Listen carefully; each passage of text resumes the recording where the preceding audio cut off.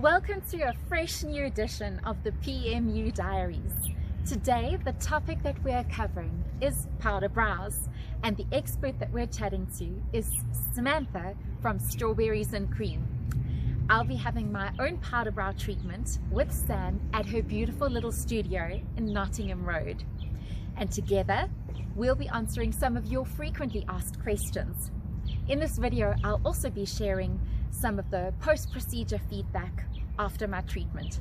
Enjoy! Won't you please explain to us exactly what the definition of powder brows is? Yeah, so powder brows is a semi-permanent eyebrow tattoo, and it has the same effect as if you would be doing your makeup with a powder brow, with sort of like a powder shaded brow. It's done with a permanent makeup machine, and yeah, to give that soft powder effect. So would I be correct in saying that if you're doing powder brows, you're essentially getting cosmetic tattoos? Yes, yeah, but it's in a more superficial layer of the skin, and it's obviously not as permanent as a normal tattoo. Sam, once I've had my powder brow treatment, how long can I expect the results to last? How long until I have to come for another treatment? Okay, so the first treatment, you obviously come for your initial session, and then it's a two-step process. You will come for your touch-up, which is between 4 to 6 weeks, and then that will last, depending on your skin type, 3 to 5 years, and from there you can come for a touch-up. So the question on most people's minds is, how painful is the treatment? What can I expect to feel? Okay, so during the treatment we do a pre-numb anesthetic, and that'll be on for 20 minutes. And then the first pass on each eyebrow is a little bit painful. We have to penetrate the first layer of the skin. And then once we've done that, we use a secondary anesthetic, and that goes into a deeper layer of the skin. And from there, it's not too painful, depending on your pain threshold. Okay. Well, I will let you know because I'm about to have the treatment, so I'll give you some feedback. Aside from the discomfort you might feel during the procedure, are there any other possible side effects that we need to be made aware of? So let's maybe talk about the aftercare. So you can have a little bit of swelling directly after, maybe 1 or 2 days after. And then it depends how you look after your brows and also on the skin type as well. You can have some peeling and flaking, but unfortunately that just goes with the process. It's very important not to pick and scratch and fiddle because that can pull out the pigment. So there's no side effects as such, but it's more how you take care of your brows after the actual treatment. So I'm glad you brought up the post-op procedure, because that's what I wanted to ask you. What are you able to do or not do? Can you use your usual cleansing gel? Can you use moisturizers, makeup, or is there a period after the procedure that you shouldn't be putting anything on? That's a very good question, because that is the most important. Actually, it's more important what you do at home with your aftercare than me doing the actual treatment. So there's specific things like you can't get your brows wet for 7 days, you can't sweat, don't do excessive exercise because you don't want the sweat to run into the brows. I give you a particular treatment that you put on your brows. What you need to do is put this on a specific amount of times a day, and the idea is to keep the brows moisturized but not wet. It's almost like a Vaseline sort of texture. And that will help premature scabbing, because if your brows scab prematurely, then the pigment is going to be pulled out and not have as much retention as we would like. Okay, so there's good news in what you've just shared with us, because A, you get a week off gym, light exercise only, an excuse so that we can finally actually use a valid excuse. And then you also provide a care pack and instructions to whoever you're giving the treatment to. That's so important, that aftercare. As you are well aware, as an experienced makeup artist, everybody has different skin tones. So would I be correct in thinking that there are a variety of colors to choose from when you are doing the powder brow pigment? That's absolutely correct. So that would depend if you have a warm undertone or a cool undertone. And then we have a variety of colors for you to choose. So what we do is we sort of decide warm or cool undertone, and then we look at those colors.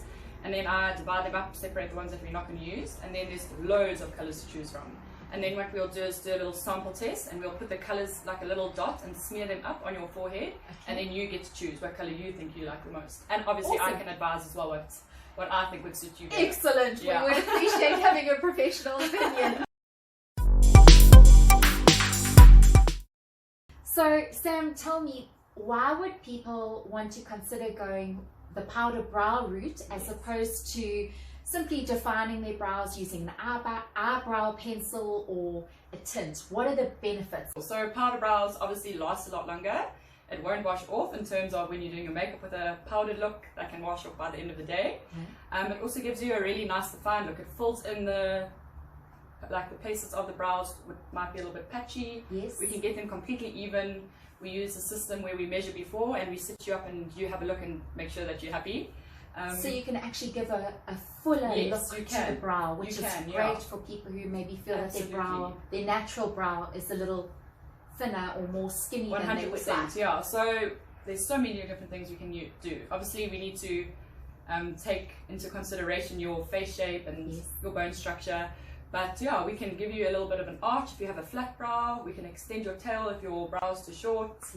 Like you said, make it a slightly thicker brow. Sam, I'm excited. Let's get started.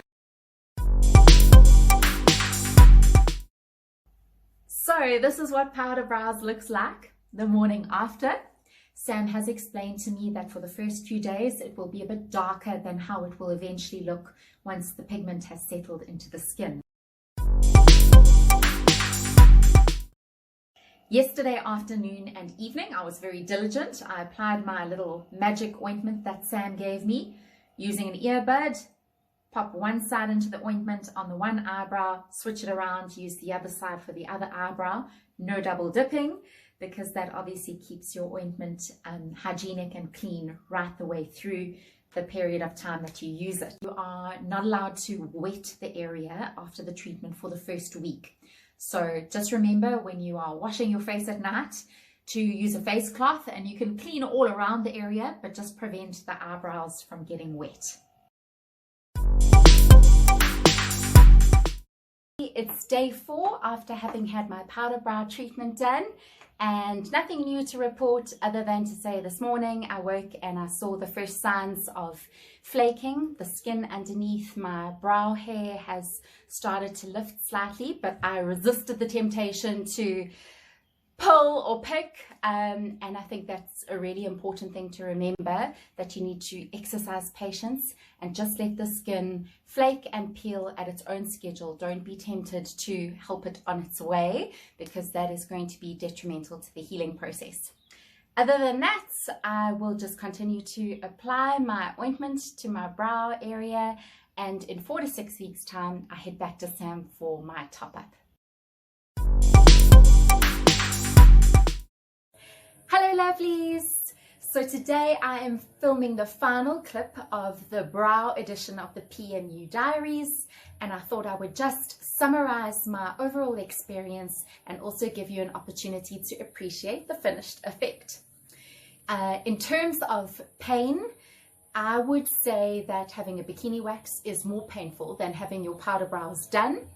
What helps with the discomfort levels is that an anesthetic is applied topically 20 minutes before you start your treatment, and then a second anesthetic is applied during the treatment before the second pass is done over the brows. So that definitely helps control the comfort levels. By the afternoon of the day of the appointment, I had already forgotten that the skin on my face had undergone any trauma. It was literally only if I was maybe adjusting my glasses and I accidentally touched my brows that maybe I was reminded, oh, that was a bit sensitive. So I was back working at my computer that very same day of having had the appointment. On both the first appointment and also when I went for my touch-up, on around day 5 after having had the procedure, that's when the flaking and peeling started to happen for me Really important though to be disciplined and not scratch or pick at the skin. Just let it flake naturally in its own time. It is kind of gross, but it's kind of like having when you were a kid and you didn't wear sunscreen and you got sunburned and the skin flakes off, and you need to be disciplined not to peel it so that you don't pull the pigment out of your skin, because you want it to sit there as long as possible. That's what the whole point of having this treatment is. What I can also tell you is that after my first session, after the peeling and flaking had happened, so somewhere between 7 and 10 days after, and I was checking it out in the mirror and I thought it's quite light and very pale, but Sam reassured me that that's to be expected, and that's why you go for a second touch-up appointment where the pigment and the color is deepened. So this is me now after having had both my initial and my touch-up appointment 6 weeks after the initial one. I am thrilled with the results. I have fair skin, and I also have a lot of lighter colored hairs in my brow area. And what you are looking at now is me not having had a brow tint for over 2 months. So the powder brow effect is still giving me lovely definition and color in my brow area. You still have the option to tint as often as you would like, which would really just add even more impact. That's my feedback to you. If you choose to have your own powder brow treatment, my only recommendation is that you make sure that you are going to a qualified professional, check out the references, and if you need me to hook you up, I am very happy to do that.